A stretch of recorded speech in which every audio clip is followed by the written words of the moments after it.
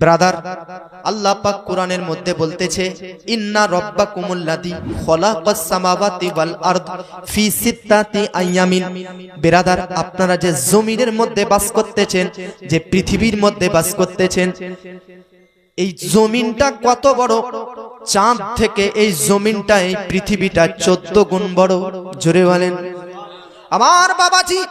পৃথিবী জমিনের মধ্যে যে বাস করতেছেন, এই পৃথিবীটা জমিনটা চাঁদ থেকেও যদিও বা 14 ডবল বড়, 14 গুণ বড়, কিন্তু আপনি দিনের বেলাতে যে সূর্যের তাপ গ্রহণ করেন, সূর্যের উত্তাপ গ্রহণ করেন, ওই সূর্য চাইতে জমিন বড় নয়, বরং ওই সূর্যটি এই জমিন পৃথিবী থেকে 14 গুণ নয়, বরং 13 লক্ষ ডবল বড়। পৃথিবী থেকে সূর্য 13 লক্ষ গুণ বড়।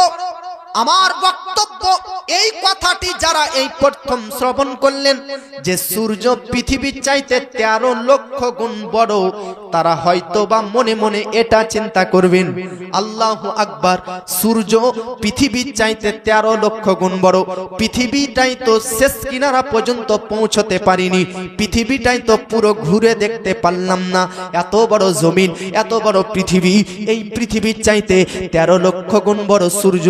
তাহলে ভাবুন ব্রাদার, ওই সূর্য কত বড় হতে পারে? তাহলে এবার আপনাদেরকে বলতে চাই বাবাজি, যে সূর্য পৃথিবীর চাইতে ব্রাদার 13 লক্ষ গুণ বড়। আপনারা মনে করতেছেন সূর্যের চাইতে মনে হয় আর কোনো জিনিস বড় নয়। না না না বাবাজি, যে সূর্য পৃথিবীর চাইতে ব্রাদার 13 লক্ষ গুণ বড়। একটা তারা আছে, তারাটির নাম হচ্ছে ব্রাদার, তারাটির নাম হচ্ছে ব্যাটেল জুইস। এই তারাটি অন্যান্য তারা অপেক্ষা ছোট।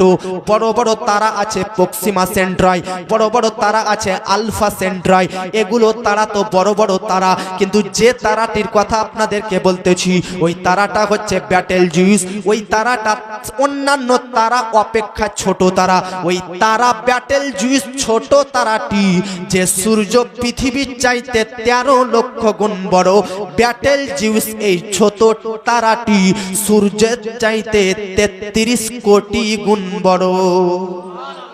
আমার বাবাজি, আপনারা বলবেন আল্লাহু আকবার। পৃথিবীর মধ্যে আজকে আমরা যে বাস করতেছি, এই পৃথিবী ওই তারার কাছে কতটা ক্ষুদ্র ছোট হবে ভাবুন। সূর্যের কাছে তো পৃথিবীটা সামান্য ক্ষুদ্র, তার কারণ সূর্যটি 13 লক্ষ গুণ বড়। এবার ওই তারার কথা ভাবুন, ওই তারাটি সূর্য চাইতে 33 কোটি গুণ বড়। এবার বাবাজি আপনারা মনে করবেন ব্রাদার, যে তারাটাই মনে হয় সব চাইতে বড়।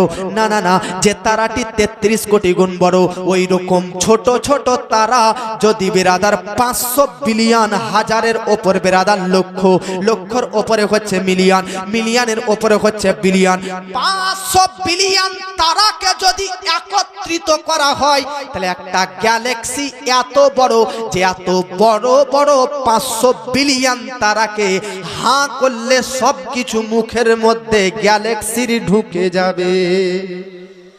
গ্যালাক্সি কত বড়, যে গ্যালাক্সি 500 বিলিয়ন তারাকে হাঁ করলে গিলতে পারে। আপনি বলবেন যে ওই গ্যালাক্সি মনে হয় সবচাইতে বড়। না, এইরকম বড় বড় গ্যালাক্সি, হাজার হাজার গ্যালাক্সিকে যদি একত্রিত করা হয় তাহলে ইউনিভার্স তৈরি হয়। হাজার হাজার এইরকম বড় বড় ইউনিভার্সকে যদি একত্রিত করা হয় তাহলে ব্রাদার মাল্টিভার্স হয়। হাজার হাজার এরকম বড় বড় যদি মাল্টিভার্সকে একত্রিত করা হয় তাহলে ভার্সন হয়। এটা তো ব্রাদার আপনি বাংলা, ইংরেজি, ইতিহাস, ভূগোল ব্রাদার স্কুলের মধ্যে পড়ালেখা করেছেন, কিন্তু মাদ্রাসাতে আসুন, মাদ্রাসাতে এইভাবে পড়া হয় না। মাদ্রাসাতে কিভাবে পড়া হয়? জমিন থেকে ব্রাদার আসমানের দূরত্ব কত? এই পৃথিবী থেকে কেউ যদি প্রথম আসমানে পৌঁছতে চায় তাহলে টাইম লাগবে 500 বছর। আল্লাহু আকবার।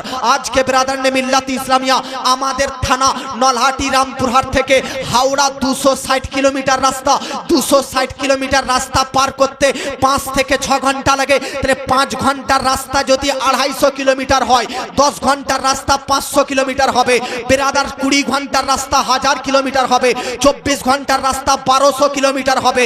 একদিন 24 ঘন্টার রাস্তা যদি 1200 কিলোমিটার হয়, দুদিনের রাস্তা বেরাদার কত হবে? 2400 কিলোমিটার। 4 দিনের রাস্তা কত হবে? 4800 কিলোমিটার। তাহলে ভাবুন বেরাদার, 5 দিনের রাস্তা যদি 5000 কিলোমিটার হয়, তাহলে 10 দিনের রাস্তা বেরাদার 10,000 কিলোমিটার হবে। ভাবুন বেরাদার, 1 মাসের রাস্তা কত কিলোমিটার হবে? 2 মাসের রাস্তা কত কিলোমিটার হবে? 1 বছরের রাস্তা কত কিলোমিটার হবে? 2 বছরের রাস্তা কত কিলোমিটার হবে? তাহলে জমিন থেকে প্রথম আসমান যদি কেউ পৌঁছতে চায় 500 বছর লাগবে। একবার চিন্তা করুন, জমিন থেকে আসমান, প্রথম আসমানের দূরত্বটা কত বড়? জোরে বলেন। একদিনের রাস্তা যদি 1200 কিলোমিটার হয়, তাহলে 500 বছরের রাস্তা কত দূর হবে ভাই? এইখান থেকে জমিনের প্রথম, এটা ধরেন আসমান, আসমানের এই নিচ পর্যন্ত কেউ যদি পৌঁছতে চায়, এই জমিন থেকে টাইম লাগবে 500। এই আসমানটা, প্রথম আসমানটা এতটা বড়, প্রথম আসমানের নিচ থেকে যদি কেউ ওপরে আসতে পারে, প্রথম আসমানের ওপরে, তো এর মোটাই ভাগটা পার করতে আবার লাগবে 500 বছর। প্রথম আসমানের এই ওপর থেকে দ্বিতীয় আসমানের নিচ পর্যন্ত যদি কেউ পৌঁছতে চায়, আবার 500 বছর। দ্বিতীয় আসমানটাও এত বড়, 500 বছর লাগবে দ্বিতীয় আসমানটাও পার করতে। দ্বিতীয় আসমান থেকে তৃতীয় আসমান আবার 500 বছর। 7 আসমান, প্রত্যেকটি আসমানের মিডিলে পার্থক্য দূরত্ব রাস্তা 500 বছরের, আর প্রত্যেকটি আসমানের মোটাই ভাগ 500 বছর। তাহলে 7 আসমান পার করতে 7000 বছর রাস্তা। 7 আসমানের ওপরে রয়েছে সিদরাতুল মুনতাহা। সিদরাতুল মুনতাহা একটা গাছ, এই গাছের ডগাল পর্যন্ত যদি কেউ পৌঁছতে চায়, তো 7 আসমান থেকে সিদরাতুল মুনতাহা ওই গাছের ডগাল পর্যন্ত পৌঁছতে টাইম লাগবে 50,000 বছর। সিদরাতুল মুনতাহার ওপরে রয়েছে কি? কুরসি। কুরসির ওপরে কি? আরশে মুআল্লা। আরশে মুআল্লাই হচ্ছে আল্লাহর সবচাইতে বড় সৃষ্টি। আরশে মুআল্লাই হচ্ছে আল্লাহর সবচাইতে বড় মাখলুকাত। বলা হয়েছে আরশে মুআল্লা এত বড়, এত বড় যে ये जमीन, ये सूरज, ये तारा, ये प्रोक्सिमा सेंट्राई, ये अल्फा सेंट्राई, ये बैटल जूस, ये बिरादर ने मिल्लत इस्लामिया गैलेक्सी, ये मल्टीवर्स, ये भार्सन, ये 7 आसमान, ये सिदरातुल मुनताहा, ये सब किछु আরশে মুআল্লার কাছে এতটা ছোট। বিশাল এক ময়দানে ফুটবল এক কোণাতে পড়ে থাকলে যতটা ছোট মনে হয়, আরশে মুআল্লার কাছে ये 7 আসমান, ये সূর্য, নক্ষত্র, গ্রহ, গ্যালাক্সি, ये সব কিছু আরশে মুআল্লার কাছে এক কোণাতে পড়ে থাকা একটা ফুটবলের মতন। আপনাদেরকে বলতে চাই, এত বড় আরশে মুআল্লা, ওই আরশে মুআল্লার উপরে কি? লামাকা। ওই লামাকার উপরে কি? ওই লামাকার উপরে আল্লাহর নূরের তাজাল্লিয়াতের 70টি পর্দা। জোরে বলেন ভাই। এই স্টেজ বানিয়েছেন আপনারা, প্যান্ডেল বানিয়েছেন, টাইম লেগেছে কি লাগেনি? একটা জোরে বলেন, টাইম লেগেছে কি লাগেনি? বাবাজি, এই সামান্য ছোট প্যান্ডেলটা তৈরি করতে, সামান্য বেরাদার, এই ছোট্ট বেরাদার নে মিল্লাত ইসলামিয়া পিন্ডালটা তৈরি করতে, বেরাদার যারা এর ডেকোরেটর রয়েছে, এতে তৈরি করতে বেরাদার হয়তোবা 2 দিন লেগেছে, না হয়তোবা 3 দিন লেগেছে। ছোটখাটো পিন্ডাল যদি তৈরি করতে 2-3 দিন লাগে, বড় সড়ো বেরাদার পিন্ডাল তৈরি করতে কতদিন লাগবে ভেবে দেখেছেন? তাহলে বাবাজি, এই পিন্ডালটা এত ক্ষুদ্র ছোট্ট, এটা তৈরি করতে যদি বেরাদার 2 দিন টাইম লাগে, তাহলে ভাবুন বেরাদার, এত বড় জমিন, এত বড় আসমান, এত বড় চন্দ্র, এত বড় সূর্য, এত বড় গ্রহ নক্ষত্র, এত বড় বেরাদার ভার্স, এত বড় মাল্টিভার্স, এত বড় বেরাদার সূর্য, এত বড় তারা বেরাদার, এত বড় আরশ, এত বড় লৌহ কালাম, এত বড় কুরসি, এত বড় জান্নাত, এত বড় জাহান্নাম, এই সব কিছু আল্লাহর কতদিন লেগেছে তৈরি করতে? এ বাবাজি, আপনারা আমরা তো বান্দা, আপনারা আমরা তো আল্লাহর সৃষ্টি বাবাজি, আমরা সৃষ্টি হয়ে সামান্য এই স্টেজটা তৈরি করতে, এই পিন্ডালটা তৈরি করতে 2 দিন টাইম নিয়েছি, কিন্তু এই জমিন ও আসমান আর কুরসি লৌহ কালাম ये সব কিছু আল্লাহ পাক তৈরি করেছে কত দিনে? আল্লাহ পাক কোরআনের মধ্যে বলতেছে ইন্না রব্বাকুমুল্লাযী, নিশ্চয় তোমাদের পালনকর্তা, নিশ্চয় তোমাদের সৃষ্টিকর্তা, নিশ্চয় তোমাদের আল্লাহ খলাকাস সামাওয়াতি ওয়াল আরদ, আসমান এবং জমিনকে, জমিনকে আরবিতে বলা হয় আরদুন, আসমানকে আরবিতে বলা হয় সামাওয়াত। আল্লাহ পাক বলতেছে খলাকাস সামাওয়াতি ওয়াল আরদি, ये জমিন আসমানকে তোমাদের পালনকর্তা আল্লাহ তাআলা কত দিনে তৈরি করেছে? এককে ইংরেজিতে 1 বলেন, 2 কে ইংরেজিতে 2, 3 4 5 6 7 8 9 10। তবে আরবিতে যদি আপনারা পড়েন, 1 কে আরবিতে ওয়াহিদুন, 2 কে আরবিতে ইসনানুন, 3 কে আরবিতে সালাসাতুন, 4 কে আরবিতে আরবাআতুন, 5 কে আরবিতে খামসাতুন, 6 কে আরবিতে কি বলে চুপচাপ থাকেন, 7 কে আরবিতে কি বলে সাবাআতুন, 8 কে আরবিতে বলে সামানিয়াতুন বিরাদার, 9 কে আরবিতে বলে তিসাতুন, 10 কে আরবিতে বলা হয় আশারুন, 11 কে আরবিতে আহাদা আশারা, 12 কে ইসনা আশারা বিরাদার, 20 কে বলা হয় ইশরুন বিরাদার, 30 কে ইংরেজিতে বলা হয় আরবিতে বলা হয় সালাসুন, 100 কে আরবিতে মিয়াতুন বলা হয়, 1000 কে আরবিতে আলফুন বলা হয়। ওগো বাবাজি, সব তো আপনাকে বললাম 1 কে আরবিতে কি বলে, 2 কে আরবিতে কি বলে, কিন্তু 6 কে আরবিতে কি বলে এটা বলেছিলাম, চুপচাপ থাকুন। 6 কে আরবিতে বলা হয় বিরাদার সিত্তাতুন, সিত্তাতুন মানে হচ্ছে 6, 5 কে আরবিতে বলা হয় খামসাতুন, আর আরবিতে 6 কে বলা হয় সিত্তাতুন। 1 কে আরবিতে শুনলেন, ইংরেজিতে শুনলেন, ফার্সিতে কি বলে?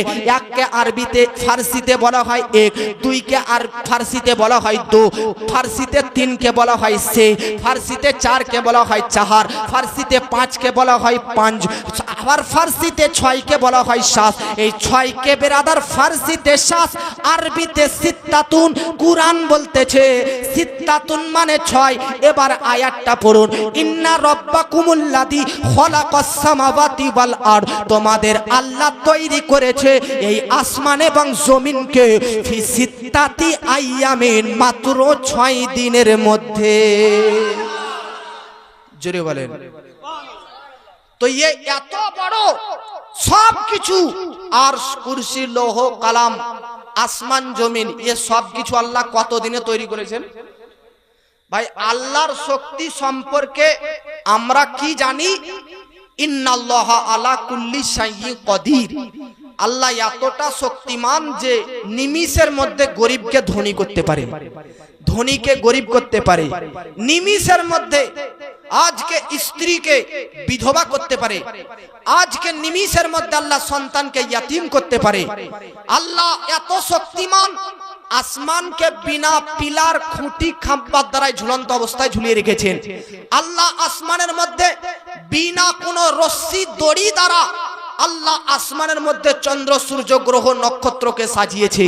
আল্লাহ কত বড় শক্তিমান, জমিনকে বিছানার সহিত বিছিয়ে রেখেছেন। হে আল্লাহ যদি চাইতো 6 দিনে এই সকল কিছু না তৈরি করে 6 সেকেন্ডে তৈরি করতে পারতো কি পারতো না? জোরে বলেন। 6 সেকেন্ডে তো অনেক হয়ে গেল, আল্লাহ 1 সেকেন্ডেরও কম টাইমে ये सब কিছু আল্লাহ তৈরি করতে পারতেন। তাহলে আল্লাহ 1 সেকেন্ডের কম টাইমে তার চাইতে কম। ইন্নামা আমরুহু ইদা আরাদা, আল্লাহ যদি কোনো জিনিস তৈরি করার ইচ্ছা করে তো যদি বলে দেয় কোন, অর্থাৎ হয়ে যা, তো আল্লাহর হয়ে যা শব্দ বলা শেষ হয় না, অলরেডি জিনিসটা তৈরি হয়ে কমপ্লিট হয়ে যায়। তাহলে আল্লাহর যদি এতটা শক্তি থাকে, ये গোটা সৃষ্টি জগৎকে আল্লাহ 6 দিন কেন সময় নিল? তো এর মধ্যে রহস্য কারণ অনেক, তার মধ্যে একটা অন্যতম বিশেষ কারণ, আল্লাহ ক্ষমতাবান হওয়ার সত্ত্বেও ये সৃষ্টি জগৎকে আল্লাহ 6 দিনে তৈরি করলেন, এই জন্য তাতে বান্দা বান্দিরা যেন শিক্ষা লাভ করে। আমি সৃষ্টিকর্তা হয়ে যদি সৃষ্টিকে 6 দিনে তৈরি করতে পারি, 6 সেকেন্ডের কাজকে 1 সেকেন্ডের কাজকে যদি 6 দিনে তৈরি করি, তো বান্দা বান্দি তোমরাও যখন কোনো কাজ করবে তখন তাড়াহুড়ো করে নয়, লেট করে আস্তে আস্তে কাজ করো। জোরে বলেন। আপনারা আমরা সবাই জানি লেট করে কাজ করতে হবে, তাড়াহুড়ো করে কাজ করা হচ্ছে শয়তানের কাজ। বর্ধমান স্টেশনে এক ব্যক্তি দাঁড়িয়ে রয়েছে ট্রেন ধরার জন্য। ট্রেন ঢুকছে, এখনো থামেনি, প্ল্যাটফর্মে ট্রেন ঢুকছে। প্যাসেঞ্জার ট্রেনের বগি সিট নেওয়ার জন্য আগে থেকে ট্রেন ধরতে গিয়ে চাপতে গিয়ে ট্রেনের নিচে তলায় পড়ে গিয়ে কাটা গিয়ে মারা গিয়েছে। বলুন, যদি আস্তে সুস্তে কাজ করত ও কি মারা যেত? ট্রেনের তলে আসতো, চাকার তলায় আসতো না। তাড়াহুড়ো করলো, এই জন্য জলদি করলো, এই জন্য জলদির ফলাফল কি যে তার মৃত্যুবরণ করতে হলো। যে কোনো জলদির কাজ, তাড়াহুড়োর কাজ হচ্ছে বেরাদার শয়তানের কাজ। ভাই, আপনার আমার রব, আপনার আমার খোদা এত বড় শক্তিমান হওয়ার পর সৃষ্টি জগৎকে যদি আস্তে আস্তে 6 দিনে তৈরি করতে পারে, তাহলে আমরা বান্দা বান্দিরা যদি কোনো কাজ করি তো তাড়াহুড়ো কেন করব? আস্তে আস্তে লেট করেই কাজ করব। তাহলে বাবাজি, আপনারা আমার ওয়াজ থেকে নাম্বার 1 যেটা শিক্ষা পেলেন, তাড়াহুড়ো করে কোনো কাজ করা যাবে না। তার কারণ আল্লাহ সৃষ্টি জগৎকে তৈরি করতে তাড়াহুড়ো করেননি, আস্তে আস্তে করেছে। এবার বাবাজি আপনাদেরকে আর একটা কথা বলি, আমার এই শিক্ষাকে কেউ বেরাদার, আমার এই শিক্ষাকে, এই বক্তব্যকে বেরাদার কেউ ভুল ভাববেন না।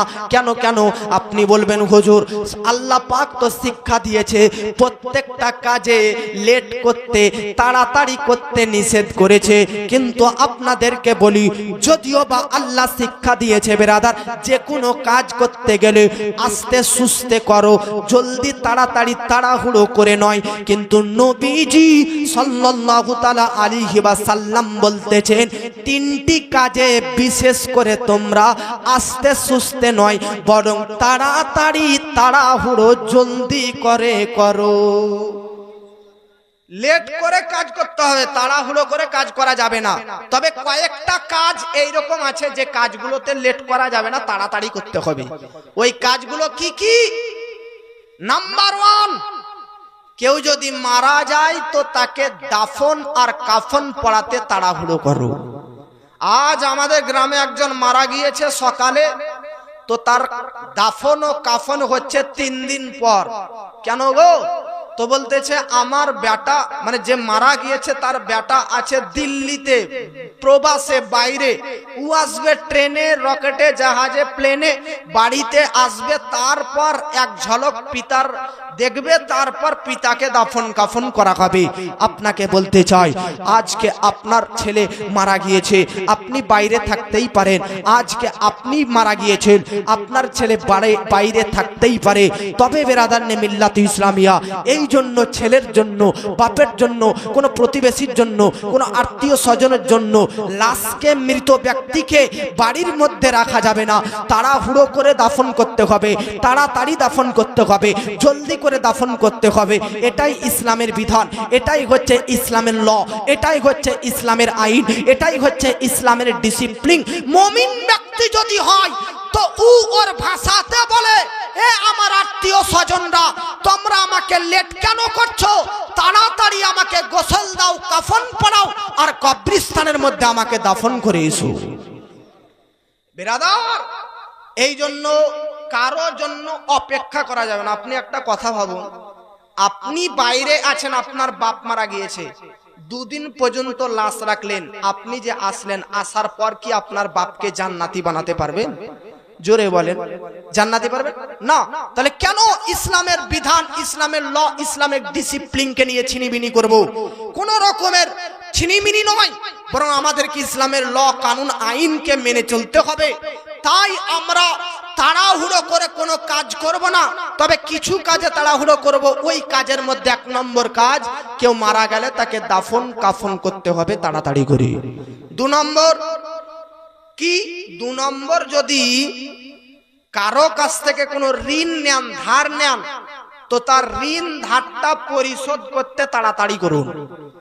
আজকে একজন ব্যক্তি ধার নেওয়ার পর ভুলে যায়, যে ধার নেয়, যার কাছে ধার নেয় তার কাছে প্রত্যেক দিন যাই, ভাই 2000 টাকা ধার দে, 2000 টাকা দে, নিয়ে যখন নেয় তারপর যে নিয়েছে তার পেছনে পেছনে ঋণদাতা ঘুরে বেড়ায়, ভাই কবে 2000 দিবি, কবে 2000 দিবি। তো এইরকম নয়, কিছু কিছু ব্যক্তি আছে যাদের পরিস্থিতি খারাপ, টাকা নেই এই জন্য দেয় না, কিন্তু কিছু কিছু মানুষের অভ্যাস খারাপ, ধার নেওয়ার পর ঋণ নেওয়ার পর টাকা থাকতেও পরিশোধ করে না। আপনাকে বলতে চাই, ধার নেওয়ার পর ঋণ নেওয়ার পর বেরাদারনে মিল্লাত ইসলামিয়া তাড়াতাড়ি করে ঋণ দিবেন কেন?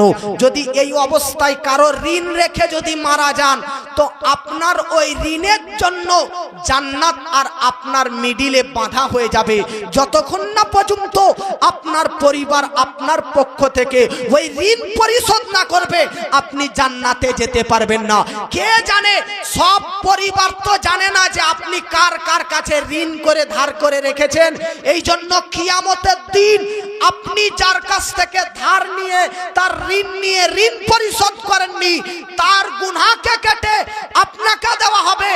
ঋণ নেওয়ার কারণে আপনার নেকিকে কেটে যার কাছ থেকে ঋণ নিয়েছেন তাকে নেকি দিয়ে তার ঋণ পরিশোধ করা হবে।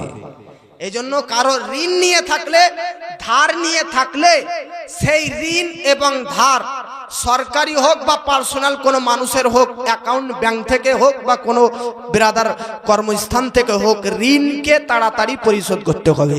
2 নম্বর কাজ। 3 নম্বর কাজ, তাড়াহুড়ো করো, জলদি করো। কি? ছেলে মেয়েদের যদি উপযুক্ত বয়স হয়ে যায় তাহলে তাদের বিয়ে দিতে তাড়াতাড়ি করে দাও। জোরে বলেন। এটা যুবকদের জন্য খুব সুন্দর মশলা। আব্বাদেরকে গিয়ে বলবেন, হুজুর আজকে ওয়াজ শুনলাম, আব্বা বক্তা বলল যে তাড়াতাড়ি করে বিহা দিতে, অতএব আব্বা আমার বিহা দিয়ে দাও। হ্যাঁ, এটা আমার কথা নয়, এটা নবীজির কথা। ছেলে মেয়ের যদি উপযুক্ত বয়স হয়ে যায় তো নবী বলতেছে বিয়ে করাতে লেট নয়, তাড়াতাড়ি করো। এটাই হচ্ছে শিক্ষিত ব্যক্তিদের পরিচয়। শিক্ষিত ব্যক্তিরা 30 বছর 35 বছরে বিয়ে করে, 40 বছরে বিয়ে করে, 45 বছর বয়সে বাপ মা হয়, 50 বছর বয়সে বৃদ্ধ হয়ে যায়। আর মূর্খরা 20 বছর বয়সে বিয়ে করে, 25 বছরে বাপ হয়ে যায়। আর বেরাদার 20 বছর পর্যন্ত ছেলে মেয়েদের ভবিষ্যৎ তৈরি করে সারা লাইফটা নিজের যৌবন কালটা আরামে পার করতে পারে। জোরে বলেন। এই জন্য ছেলে মেয়েদের উপযুক্ত বয়স হলে তাদের বিয়ে দিয়াতে লেট নয়, বরং তাড়াতাড়ি এবং জলদি কাজ করো। জোরে বলেন। আমি যে কথাতে ছিলাম আপনাদেরকে প্রশ্ন করি, এ আসমান এ জমিন আল্লাহ এ সব কিছু তৈরি করেছে কত দিনে? কেন 6 দিনে? তার কারণ আল্লাহ শক্তিমান হওয়ার পরে এই জন্য 6 দিনে, তাতে যেন বান্দারা লেট করে কাজ করে, তাড়াহুড়ো করে কাজ না করে। কথা বলতে পেরেছেন? তবে কিছু কাজে আমাদেরকে তাড়াহুড়ো করতে হবে। মহব্বতে বলেন সুবহানাল্লাহ। বাবাজি মিল্লাত ইসলামী আপনাদেরকে বলতে চাই ব্রাদার, আল্লাহ পাক আসমান এবং জমিন এই 7 আসমানকে আল্লাহ 6 দিনের মধ্যে তৈরি করলেন। এবার আপনাদেরকে বলতে চাই ব্রাদার, আল্লাহ পাক 6 দিনে তো তৈরি করলেন। আমরা জানি ব্রাদার সপ্তাহ রয়েছে 7 দিনে, নাকি? শনি রবি সোম মঙ্গল বুধ বৃহস্পতি শুক্র, 7টাই তো বার। আমার আল্লাহ পাক রবিবার থেকে সৃষ্টি জগৎকে তৈরি করা স্টার্ট আরম্ভ শুরু করেছে। রবিবারের দিন আল্লাহ ফার্স্ট এই জমিনের আল্লাহ ভিত্তি স্থাপন করলো। এই জমিনের ভিত্তি স্থাপন করার পর বাবাজি রবিবারের দিন ভিত্তি স্থাপন করলো। তো দেখতেছে জমিন তৈরি করার পর জমিনটা যেন কাঁপতেছে, জমিনটা যেন কাঁপতেছে। যেমন বেরাদার গাড়ি কাঁপতে থাকে, শরীর কাঁপতে থাকে। বেরাদার কারো যদি জন্ডিস হয়ে যায় তো তার যেমন শরীর কাঁপে, জমিনটা আল্লাহ তৈরি করার পর পৃথিবীর জমিনটাও যেন কাঁপতেছে। ওগো বাবাজি, আপনাদের বাড়িতে পেরেক থাকে, পেরেক গজাল, এই পেরেকে গজালে আপনারা ঝুলাকে ঝুলিয়ে রাখেন, ক্যালেন্ডারকে ঝুলিয়ে রাখেন। যেমন তেমন এই জমিনটা যখন আল্লাহ তৈরি করার পর কাঁপুনি তৈরি হয়ে গেল, এই জমিনটাকে ধরে রাখার জন্য আল্লাহ কুরআনে বলতেছে ওয়াল জিবালা আওতাদা, এই জমিনকে ধরে রাখার জন্য বড় বড় পাহাড়কে পেরেকের গজালের ন্যায় তৈরি করলো, যাতে এই জমিনটাকে এই বড় বড় পাহাড়গুলোতে ধরে থাকতে পারে। হিমালয় পর্বত পাহাড়ের মতন বড় বড় পাহাড় আল্লাহ পাক তৈরি করলেন এই জমিনকে ধরে রাখার জন্য। সোমবারের দিন জমিনের 7টা স্তর, 7টা ভাগ আছে। ये জমিনের 7টা স্তর তৈরি করলেন। মঙ্গলবারের দিন আল্লাহ পাক আসমান তৈরি করলেন। মঙ্গলবারের পর বুধবারে আল্লাহ জমিনের মধ্যে সমুদ্র যত পশু পক্ষী তৈরি করলেন। এইভাবে আল্লাহ 6 দিনে শেষ দিন শেষ বার শুক্রবার জুমার দিনে সারা কুল কায়নাত তৈরি কমপ্লিট। জুমার দিন আসর আর মাগরিবের মাঝামাঝি টাইম ও সময়ে আল্লাহ মানুষের আদি পিতা হযরতে আদম আলাইহিস সালামের মুতলা তৈরি করলেন। মানুষের আদি পিতা আদম নবীকে আল্লাহ মাটি দিয়ে তার পুতুল তৈরি করলেন। তো জুমার দিন আমাদের আদি পিতা মানে আমাদের তৈরি হয়েছে জুমার দিন। এই জন্য জুমার দিন অন্যান্য দিন অপেক্ষা অন্যান্য দিনের চাইতে হচ্ছে সরদার এবং লিডার দিন। জোরে বলেন। আচ্ছা, এই জমিনটা তৈরি করার পর ডাইরেক্ট কি আল্লাহ মানুষকে পাঠিয়েলেন?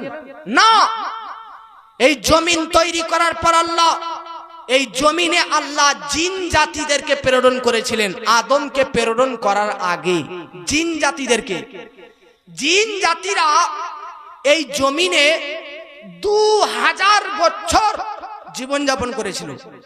জিন জাতিরা প্রকাশ্যে যেভাবে আমরা প্রকাশ্যে করছি, জিন জাতিরাও এই জমিনে 2000 বছর প্রকাশ্যে জীবন যাপন করলো।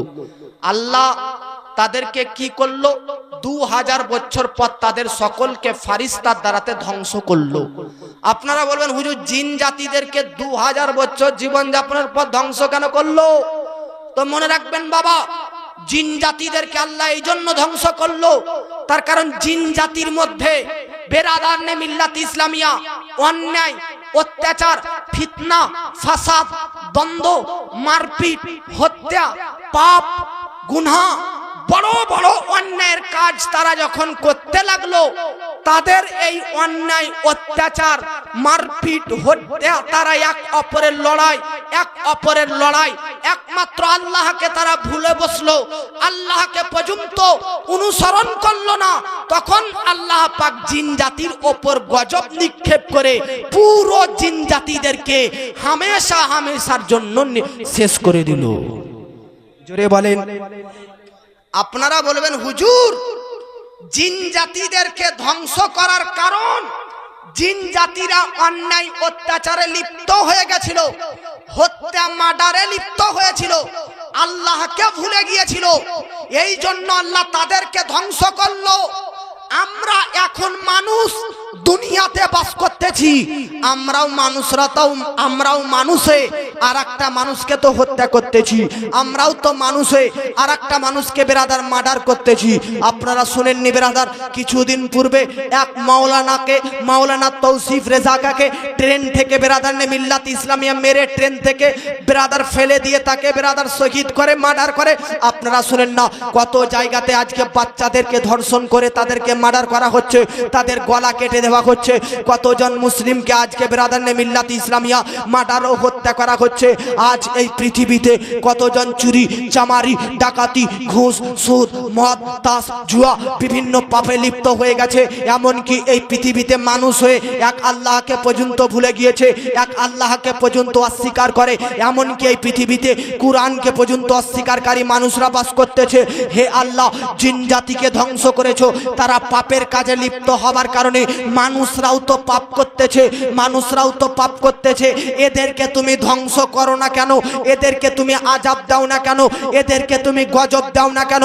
তো আল্লাহ পাক বলতেছে, জগৎবাসী পৃথিবীতে যখন আদম নবীকে প্রেরণ করলাম, তখন তার উম্মতরা যখন গুনাহ করতে লাগলো, তখন তাদের প্রতি গজব দিয়েছিলাম। কুরআন পড়ুন, কুরআনের মধ্যে লিপিবদ্ধ রয়েছে, নূহ নবীর উম্মতরা যখন এক আল্লাহকে আর নূহ নবীকে অস্বীকার করলো, তখন আল্লাহ পাক তাদের ওপর বন্যা রূপে গজব দিয়ে তাদেরকে ধ্বংস করলো।